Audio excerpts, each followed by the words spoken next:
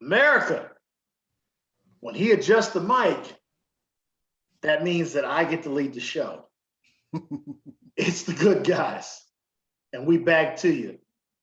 First show of Black History Month, the first of a few, or as many as we can get in depending on work schedules and whatever our wives allow us to do. Yes, I call out Beyonce my wife. Because you know why, Chris? Why wait? You know what I'm saying? Like, don't get me wrong, no, America, we're not married yet, but you know. The What's Good America podcast on wedding day may or may not happen. I wonder if Callie sees it. She goes, if you podcast on our wedding day. There will be several divorces on that day because that shit's happening. There might be a live stream. Oh, we're going. Oh yeah, that day of, man. That room, that group of flunkies.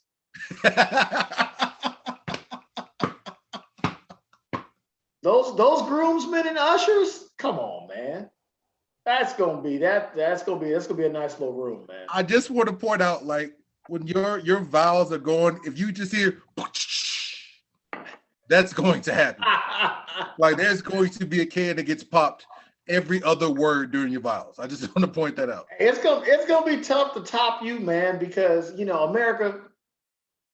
He didn't do vows, but I had the honor of being a stand-in groomsman for Chris, along with our boy Tough Johnson and the infamous Mike Bazemore. The Tough Johnson. And yeah, shout out the Tough Johnson. Okay. And this dude in the middle of ceremony didn't even tell anybody who was doing and gave our sweet, not so young but grown Mariah a dope necklace in the middle. And everybody was like, oh. I was way in the back, so I was over there like, that was cool. Right. Gotta hit you in the fields, man. Gotta hit you in the fields. So all I want you to know is everything's gonna be mic'd up. You know, we're gonna be mic'd up out there. So I'm gonna be able to hit you all the way in the back, man. After you like, dude, I should do these damn near over. I'll be like, oh man, wait, dude, these vows, I've rewritten them 10 times in my head. Listen, I'm gonna have a fifth of Hennessy on me. You might just want to start sipping. I'm gonna have y'all listen. She knows. I'm gonna be happy. I'm gonna be Alan. Listen, like you know these vows. Remember Allen Iverson's Hall of Fame speech? Yeah. That's gonna be my vows. I got a flask ready. I'm just gonna be dude. And by the way, this is not a give me a minute, but I'm talking to all my guys. Listen, man. You know what does me really good? It's just every once in a while I'll be at work and I got some time in between deliveries or whatever. And I'll either put up Allen Iverson's Hall of Fame speech or like in memory of Kobe type stuff.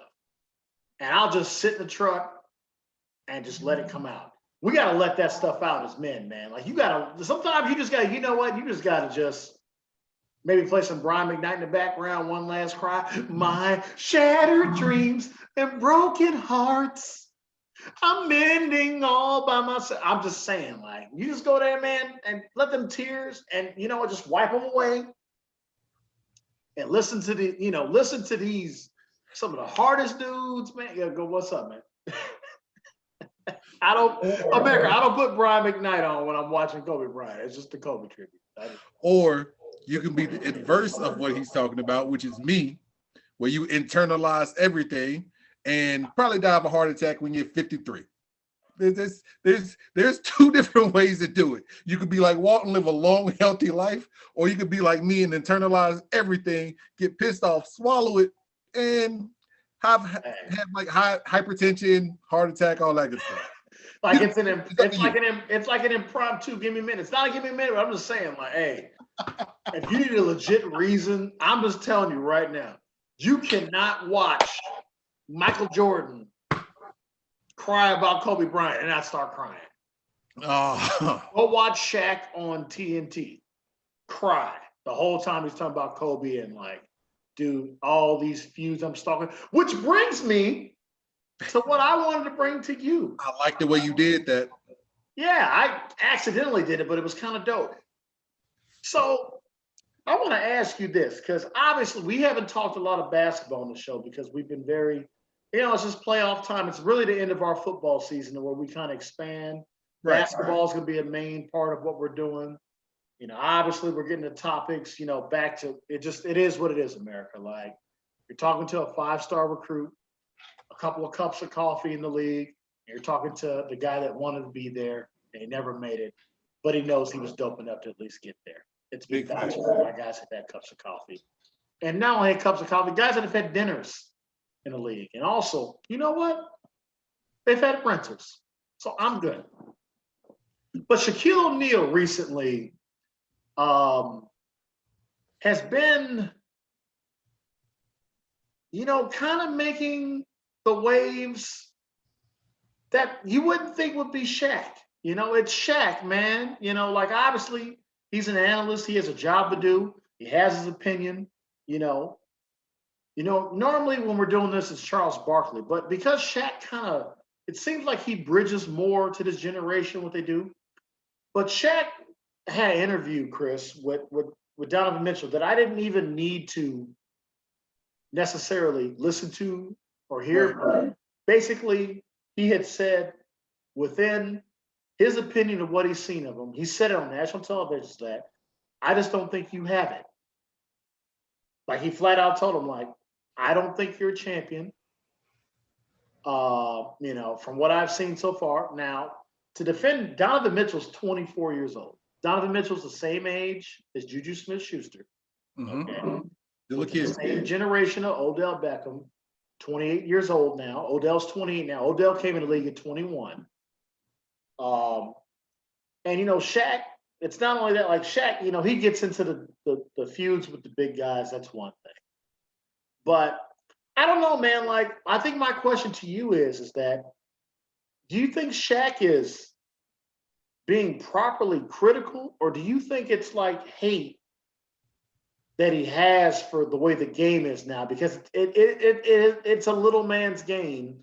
Right. Sprinkling 80, Porzingis was going nuts for a minute before we got on the air. Embiid, like, you got a few big guys in Jokic. So do you think it's like he just all these guards and can't none of them get it done in his mind, or do you think it's hate? Like, what do you think's going on when you see a guy like this? Because you essentially hold it. So I just want to give you more to go on. I'm gonna let you fly, like, for a bit on this, like you let me fly, and I didn't fly very well. It was like a turkey trying to take off that last segment. Now here's the thing. So he ended up getting like blowback from number one from the guy. LeBron blew back on him and was like, "Yo, what are you doing? Terrible." I saw that. It was LeBron blowing back. It was trying to think who else like this in that class. Might have been KD. KD blew back on him on it. Well, so I want to put that in there, America. So you guys probably knew about it, just because you guys are way more tech and savvy than we are, anyway. But so is it proper criticism from what he sees based on his career? Or is it bordering on like he's just being a hater and being an old guy? What do you think? So like I was saying, I feel like you stole my argument right out of my mouth for the most part. Here's my thing. Shaq's a part of the media now. Top 25 top 10 basketball player of all time. Yeah, depending on who you're talking to. He's top 25, easy, but top 10, he could be there. Now, as a person of the media, you're supposed to cover the entire game and give your take on it and all that good stuff. Now, as far as being critical, I feel like you can only be critical of your position. And this is just my opinion. So when he was critical of JaVale McGee, I got no problem with that, because you're talking to one of the greatest big men of all time, and JaVale McGee, you are a damn clown. So yes, as me being Shaq, I'm going to say something about it, because there's nothing that you're doing on the court that I can't do better and that I haven't already done 1,000 times better. So being critical of your own position, I can get that. I can respect it. I can follow it. Now, you being a true five, not a stretch four, not a movable four, but like a true dinosaur five, because that's the term they use for old school fives now, is dinosaur fives. You being that type of five, and you're criticizing an up and coming talent who is in this new game of positionless basketball, who's putting up stupid numbers, one of the most athletic guards I've seen in a while. They say, how tall do they say Donovan is? Oh, Donovan's about 6'3", 6'4". Like, he's basically my height. Which I honestly, I would have to stand next to him to see, because he doesn't look that 6'3", 6'4". Like, he might be a program 6'3", 6'4". So to criticize somebody of Donovan's caliber, his talent level, and you're a five and he's a 1-2 type combo guard wing player, you can't. Like, it's hate. That's what it comes down to. Like, it's pure hate. Because there's nothing that Donovan does that Shaq can do at all. Like it comes down as hate, because if it was from a media aspect of being critical because you're in the media, then you bring up points, you bring up facts, you bring up this part of his game. None of that happened in that interview. It came from a place of, all right, I don't like this, I don't like that, I don't like this. And there was nothing to really back it up. Like, there was no part of it where it was just like, hey, I don't like this because you got this going on because of that, and then this guy's doing this, and then your game is weak here. None of that happened. It was all, okay, I'm a Q dog, and I don't like you because of this and that and the third, and you can't win it all. That's not the case. Like, you need substance. Like, if you're going to be critical, you need substance, because if you're critical and there's no substance, then it's just pure hate. That's what it comes down to. Now, if off the top of my head, if Isaiah Thomas says this, oh, then it has legs. You can run with it, because Zeke is another, in my opinion, once again, and I don't say Zeke because he's a Chicago guard, because I was waiting for Walt to throw his C's up and all this other crap. But like Isaiah Thomas, Zeke's a tough one. Like, Zeke's tough. So so keep going. So if Zeke comes out and says, all right, Donovan, I don't think you can win it because of this, and this. Well, Zeke's done it. Isaiah Thomas has won it. Isaiah Thomas has done assists, has taken the back seat on his team, has taken the front seat of the team. Isaiah Thomas has went toe to toe with some of the greatest players. Like, he's went toe to toe with pretty much all of Mount Rushmore, and has stood up behind it. Like, Zeke is the smaller guard, just like Donovan. Zeke has went into the trees and got buckets, just like Donovan. So if Isaiah Thomas says, all right, man, listen, I don't think you got it in you to win it all, then that's me being Donovan Mitchell. I can look back at it like, all right, I got to prove him wrong, because he might have some legs with what he said, and I got to stand up and make sure Isaiah Thomas is wrong. That's what I feel like it is. Like, you can be critical of your position and have it have merit. You can be critical of a different position if you have facts to back it up. Those are the only two ways. If you don't do it those two ways, then you're just hating. That's all it comes down to. Like, if Jordan says something about LeBron, now granted, most of this generation is LeBron disciples, and most of my generation is a Jordan disciple. But if Jordan says something about LeBron, you got to take that and defend it. It's not coming from a place of hatred. Like, every now and then, when they come with these things like, oh, Jordan, could you have beaten LeBron in your heyday versus his? And he says, yeah, I would have blew him out. Then, as out of respect, you got to look back at it like, yeah, Jordan may have blew him out. You don't know, but you don't sit there and you don't think Jordan's hating. Like that man, you seen Jordan, like you own the shoes. All right, so let me give you the direct quote, and let me give you the exchange because I Yeah. want to find it because it's interesting to me, and I think it just kind of ties into, excuse me, really just everything we're talking about. So this is Shaq when he was talking to Donovan. They were looking at each other like we're like, excuse me, that's three alcohols, American, a lot of verbs.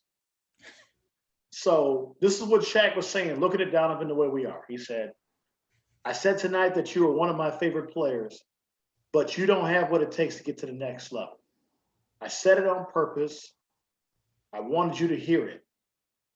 What do you have to say about that? And then Donovan Mitchell's reply was, I. And then Shaq said, that's it. And then Donovan said, that's it. I've been hearing that since my rookie year. I'm just going to get better and do what I do. That was the exchange. I wanted to read it. I didn't listen to it. Right. And then obviously, I'm just kind of reading from what happened. And then, he works with Candace Parker, who's going to be on the Mount Rushmore of greatest female players ever played, depending on who you're talking to. And we know D Wade is on the Mount Rushmore of two guards to ever play the game. He's sitting solidly in that number 4 spot.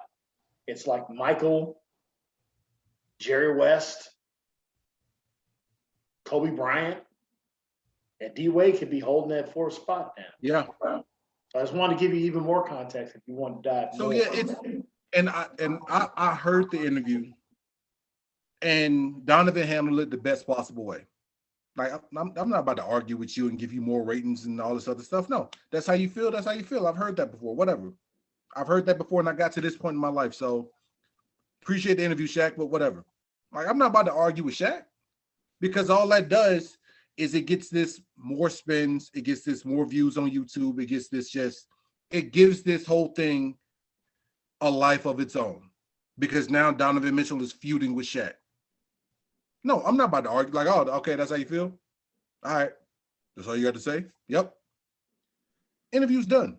So let me ask you this. As we were talking, like, God, I didn't realize I was going to connect this as well. America, I swear to God, I didn't rehearse this. This is kind of dope. So, I was talking about watching, obviously Kobe videos, and obviously it's been a year since his death. And, the reverence that this generation puts on Kobe. Yeah. Donovan doesn't know Shaq. No. Before Shaq was probably in Miami and in the back end of his career. They don't know them years from 1992 to 2004 when Shaquille O'Neal was on the Mount Rushmore of NBA players in that era.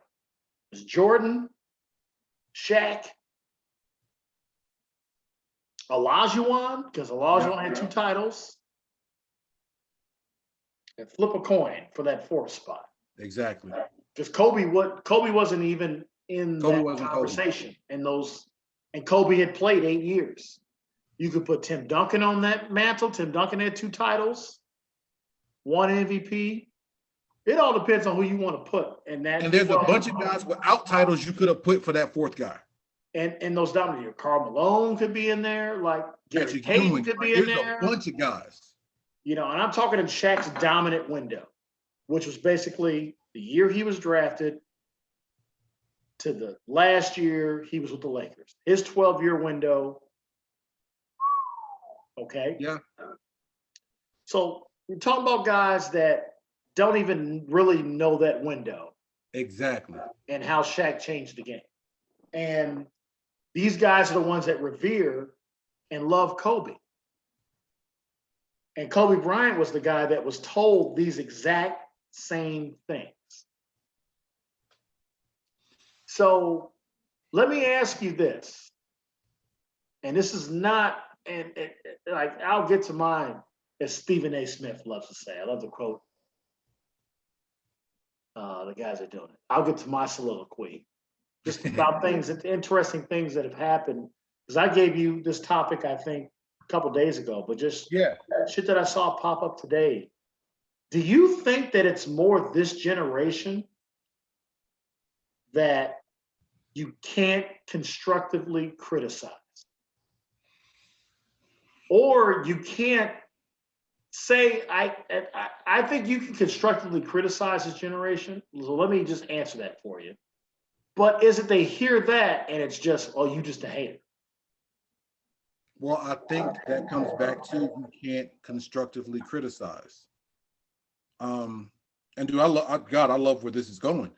Because like this is like read the quote. He said this. I don't think you have what it takes. I said it on purpose. I wanted you to hear that. What do you have to say about that? Now, think about this quote. If this quote is said to, I don't even know, take this quote back 10, 15 years. And this quote said to Kobe. Kobe's going to come into mind and say, oh, well, that's how you feel? I'm a prove. And like he will say, I'm going to prove you wrong.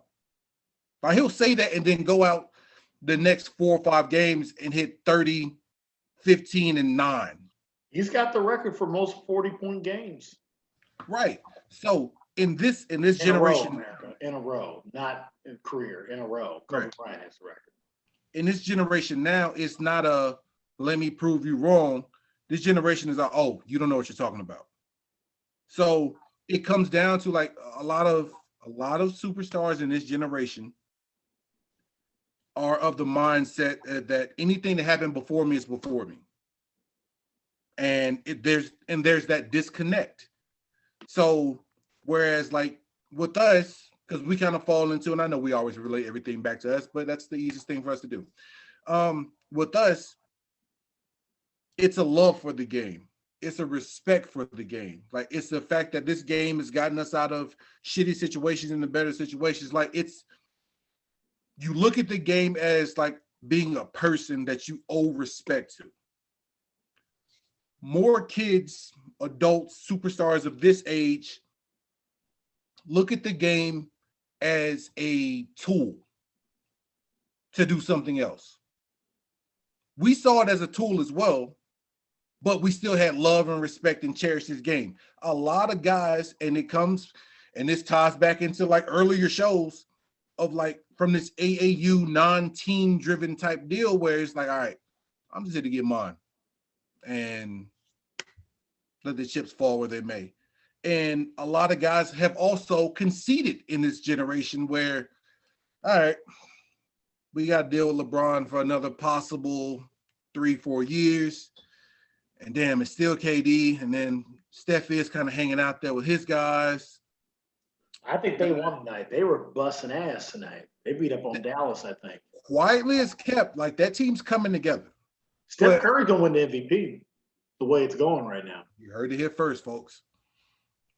I think a lot of these guys, and I'm not saying Donovan Mitchell is because I think he's kind of cut from more of that Kobe type cloth. But I love Donovan Mitchell. Like I'm a big fan of his. Like he can play.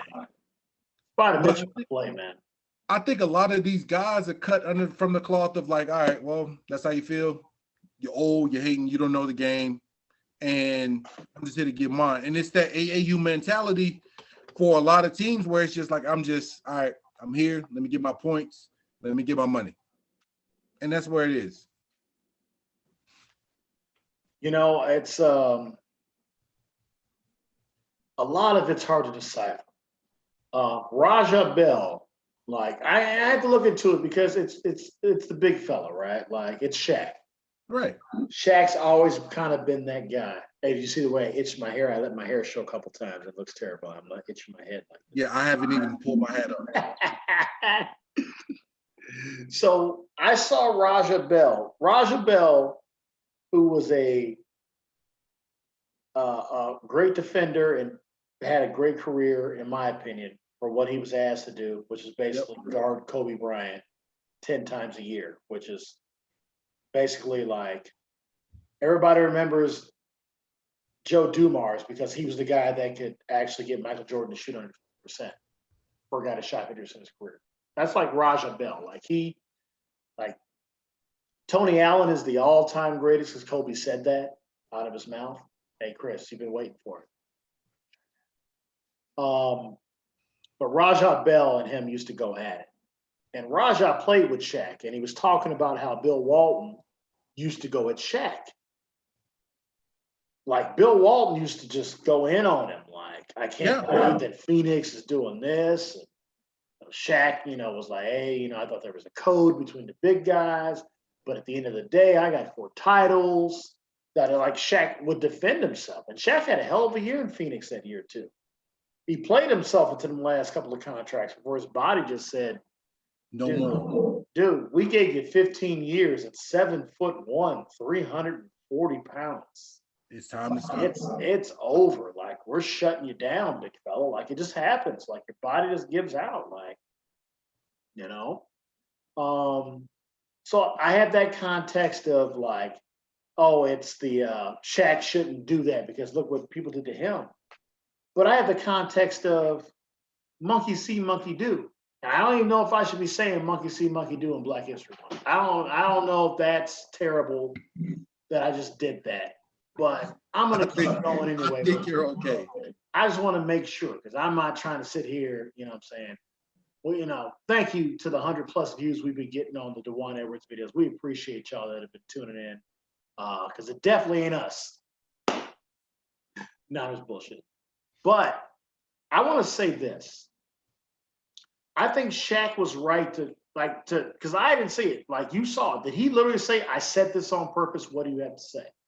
And he kind of leaned back like, I want you to come at me because that's the thing. Like, I can equate this in this way. There were 2 great scorers of the basketball that came in the NBA at the same time. One guy is known for his mentality of just being just a straight up dick. And dude, he just, playing with him. We all know who he is. Rest in peace. It's Kobe Bean. There's another guy that played right next to him who Kobe Bryant has said was the one guy that absolutely gave him fits because he could do everything I could do, but he was 2 inches taller than me. Tracy McGrady, who had the lean back personality. Yep. Tracy McGrady, I had a Tracy McGrady jersey. Okay. Tracy McGrady, one of my favorite players. Shout out the state of Florida. Tracy McGrady, Vince Carter, 2 of the all-time greats. I had both their jerseys. Shout out to Daytona Beach, Maryland, baby. The Sea Dogs. Okay. And Tracy McGrady's personality was that way. He was very fiery as a player, like on the court, demonstrative. And I saw Isaiah actually try to defend Tracy. It was him and Steve Kerr. It was funny. There's an open court, America, where they were talking about guys that just missed opportunities. And Tracy, for him, Tracy just couldn't get any help. Like Tracy McGrady, if he'd had a healthy Grant Hill, and Grant Hill even said, when me and Tracy was 21 and my ankle shit started happening. Like, could you imagine healthy Grant Hill in Orlando with Tracy? I love Vince, but I got to go do my own thing in Orlando. Quiet as kept. Grant Hill was supposed to be the next Jordan. And Grant Hill had a great 7-year run. He did it. He did his job. He carried the league, and then Mike came back.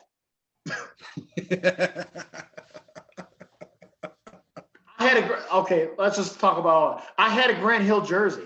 America, I was lost. Okay, I was like Robin Thicke. Okay, you know what I'm saying? I was lost without Mike. He came back and then he said, "Psych." I was making it up as I go, but listen. There's a thing to these mentalities, and what I didn't like is Shaq. He went over Shaq. Where he went on to like, I have a G14 classified on this, and he started naming like, I love that Shaq. But he's right. He played with Bean. He was naming all the guards that he played with. Played with Bean. He played with Bron before Bron had titles. He put Bron in that conversation, which for Bron to criticize him and Shaq to go, dude, you're in this conversation. Like, I knew you had it. You just needed help. He got too much help in Miami, but the Cleveland title and the LA title are legitimate to me. The Miami titles, I'm glad you got those, man. I feel like the state of Florida needed those. Jeb Bush years. Anyway, no, I'm just bullshit. That's not this type of, I'm just bullshit. But Shaq's right. Like, in the sense of, I've seen what a dominant two guard is. And if this is the guy you idolize, and this is your response, and I remember I read other things because he talked to Candace Parker, champion, all-time great, and D Wade. They both brought up like, "Yo, what's up?" And he said, "I want him to prove me wrong. Like, I'm not saying it." And that's my thing. Like, is it our society to where he's like, dude, I want him to prove me wrong because I love him as a player. Like, I think that's what gets lost in the quote, Chris. I got to try to scroll back up here. Sorry, America, it's me doing two things at once. Well, no, I think and I'll give you back your time. I said tonight that you are one of my favorite players. That's how he started it. Remember how they used to teach us in school, the proper way to give constructive criticism? Shaq just didn't get a chance to finish it. You start with a compliment, then you criticize, and then at the end, you make the sandwich and put the other part of the bread on there, and then it's up to that person to eat that shit or not. So that's why I brought it up, because that's exactly what I feel like is happening with guys like Juju Smith-Schuster and Odell Beckham. It is very easy to constructively look at certain things. And yours was actually coming from a funny take because, like, I was like, dude, like, can guys like you win titles? Can they be factors? And Chris knows that, America. Like, he didn't say that attacking me. He likes, like, I want to hear you talk about these guys. These guys are the dancers now. T.O.'s been out the league for 1,000 years. Yep. Chad Johnson's been out the league for 1,000 years. They haven't been out the league that long. You guys just all forget they used to be on your fantasy teams for a second round picks. Like, that's all I'm saying. Because I love T.O. and I love Chad. Is he still Ultra Cinco? Is he Johnson now? I'd be forgetting. Just call him Chad. Let me tell you this, and I'll give you the time back. My 9-year-old, all right, I refuse to parent her in the standards that are kind of set before today. Like, you can say whatever. Like, I still believe in spanking. I still believe in, like, talking to your child in the child's place.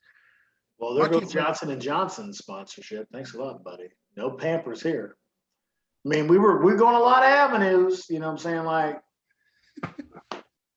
we can't get I've been watching the Bernie Mac show recently. I think half of it just like, I saw it was on Amazon, it was free. But, you can't get Bernie Mac to sponsor the show, Chris. R.I.P. All right. Don't be talking about that stuff on our show, man. What is wrong with you? We just lost 25 viewers. Okay. I'm sorry. I'm sorry. But like, my child is now playing basketball. She plays soccer. She does swimming. She does gymnastics. She does everything. And the same way I used to come to my mom after the game, like, yo, how would I do? And my mom would hit me with I think it's called the Tarantino sandwich. All right, boom. Baby, you did good rushing the passer. I noticed that you took some plays off. Those batted passes you had were amazing. So I do the same thing for my 9-year-old. This is her first year playing basketball. Dad, how'd I do? She be out there too. For real. Like, she's like, Jesus Christ, her defense is amazing. She be smothering. And like That's that the soccer. Keep her in soccer. That's her feet. And like she's mugging the whole time, and I love it. Like, yo, and I tell her, like, I give her the sandwich, like, because I don't want her to be one of those kids that can't take criticism. Because if you can't take criticism and you ball up and you dive back into yourself, like it's pointless. Then you don't get any better. And that's what a lot of these athletes now, especially like the higher upper echelon ones, it's not all of them. And this isn't like a ageism thing, speaking anything like that. You can notice this. Like when they're criticized, their first thing to do, instead of take the criticism, is to clap back and say something. Now, my favorite basketball player right now to this day, right now in the league anyway, is KD. But KD is the king of this. Like this man even had like fake social media accounts so that he could clap back. But he uses it. Like that's the thing, though. I don't mind that. I like that he has the burner accounts because I get it for him because of the way that the media works. And now it's, well, he uses the burner accounts. Well, good. You don't know where it's coming from, but he uses it. Look at the Nets now. They're terrifying. They got three, like those are three pissed off dudes. Like that's James Harden is pissed. Kyrie Irving is like, you know what? I let this narrative get here. Like, I've got to fix this. And Kevin Durant's like, guys, I didn't get to play last year. Right. Look at James Harden. James Harden is now leading the league in assists. Are you serious? If they can listen, man. I'm with you, dude. I'm with you. Like, for me, like it's like I agree on both sides. Like, yeah, it's hate, but you don't think that we went through that from our old heads? That to me, that's the nature of the game, man. Like, that's what it is. I mean, let's shift it to WWE. That's the Undertaker talking right now. The product's soft, for all wrestling fans out there. Oh, by the way, did you see the promo that Edge cut in NXT? No, I need to watch that show. Oh God, it's so good, and it ties into because Finn, and I cannot think of this other guy's name, but I love him to death. They were in the ring, cutting their little promo, whatever. Edge's music cut on. He came in, blah blah blah. I was like, yo, so I could challenge anybody for any title I want. Said I've had both of them. I haven't had this one. Mm-hmm. And like the guy was just like, you remind me of a young me. Said, and the guy was shrugged his shoulders, whatever. Yeah, I shrugged my shoulders too. But just know that's a good thing and a bad thing. And like it was an ultimate program. But go ahead. I'm sorry. But yeah, go ahead. That's it. You hit it on the head. You hit it on the head, man. We all at some point shrug our shoulders. Like that's just the nature of when you are alpha and when you are dominant in what you do. I don't care what level it is. You're going to shrug your shoulders. But I can tell you right now, this was the difference to me. And I watched Shaq and Kobe's interview like recently. Like it was great. Like I didn't cry with that. It was fun and laughing. And Shaq was tired of it.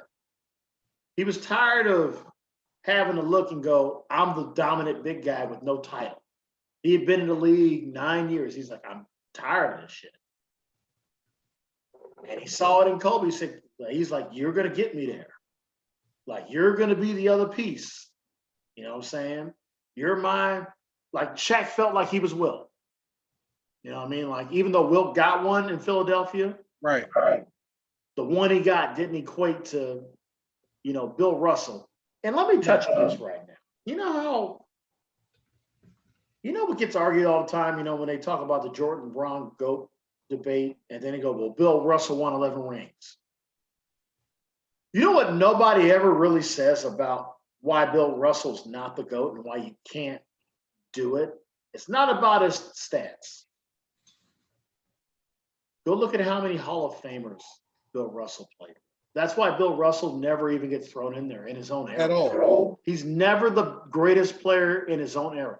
He's the greatest teammate, one of the greatest minds, the greatest defensive player of his era. But the greatest player ever, they're literally, he played his entire starting five, plus 3 guys off the bench were Hall of Famers. There's a reason why Russ has 11. Because a lot of guys got 8 and 9. I'm not arguing with you. So I just want to throw that out there for everybody that gets mad. Well, and I see Shay, and I love Shay. But Shay, you got to leave that argument alone about rings. There's a reason the 6-0 has a standard. Yeah. Russ actually lost one. That's why Robert Orr, you can't do the Robert Orr. Robert Orr lost. You can go, well, Robert's got 7. Robert's 7 and I want to go down this rabbit hole so bad, but I know it will detour us for like another hour and a half. But I want to we'll save that one for another time, but I want to dive down that rabbit hole so bad. So bad. Hey, you know what we'll call that episode? I already got it. 6-0 versus the world. And that's what it go ahead. Go ahead. Hey, Wakanda forever. Sometimes I'm a genius. Bottom line is, Donovan Mitchell, you a baller. Rudy Gobert, you make a shit ton of money. There's a reason why Shaq's coming at you. Donovan ain't got nothing to do with you. At all. Donovan, Shaq is trying to make you be the Kobe to his Powell. Because that guy's making $40 million a year, doesn't average more than 15 points a game. Doesn't average more than 12. So I want to shout out Rudy Gobert for making $40 million for 2.5 blocks. No. You want to shout out Rudy Gobert's agent. Yeah, I shout out Rudy Gobert's agent. Rudy Gobert's agent is getting a whole bunch of NBA love right now. He's got a whole crop of young guys coming. Hey, really, like, hold up. Okay, America, I'm not supposed to be doing this while we're here, but I'm gonna find Rudy Gobert's stats, like, for real. We can do some like basic math, right? And figure out how much money Rudy Gobert is making per block. Because that's what I want to know. Because that's what he does, right? Rudy Gobert, yeah, he blocks shots. Okay? Let's see here. Let's see all. Oh, I'm over here messing up. Sorry, America. Mute button. There we go. Where are his blocks? Where are his blocks? Stats, Rudy Gobert. Perfect. Mute again. Got you covered. Here we go. Rudy Gobert. For his career, Chris, averages 11.8 points per game. He has played 8. He's in his 8th NBA season. He has averaged 11 rebounds per game. He has averaged 2.2 blocks per game.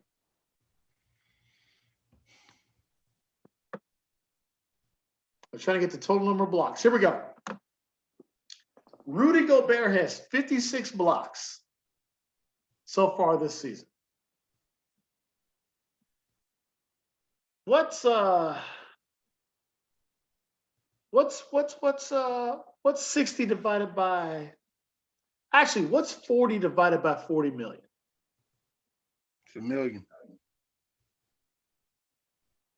So he's basically making $1 million a block. Let that sink in. Let this sink in.